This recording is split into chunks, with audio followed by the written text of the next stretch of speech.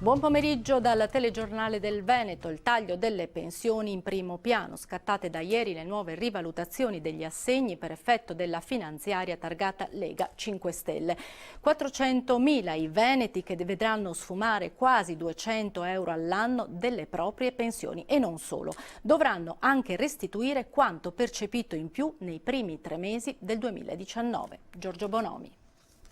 Parliamo di pensioni di 1.200 euro nette, quindi non sono pensioni d'oro, sono pensioni dal lavoro. Sorpresa amara per 400.000 pensionati veneti, circa un terzo del totale. Dal mese di aprile scatta l'adeguamento al costo della vita previsto dall'ultima finanziaria, che ha bloccato la rivalutazione in vigore dal 1 gennaio.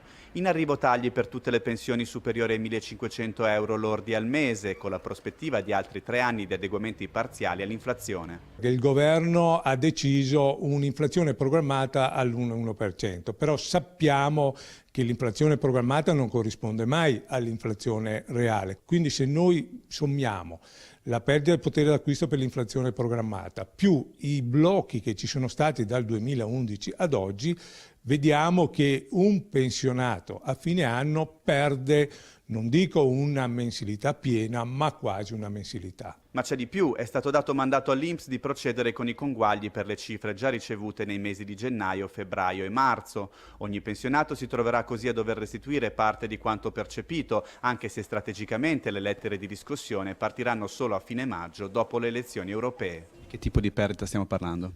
Stiamo parlando da pensioni, diciamo, oltre 1.500 euro lordi che vanno dai 15 ai 30 euro. Noi diciamo basta, non è più il caso di usare i pensionati come un bancomat.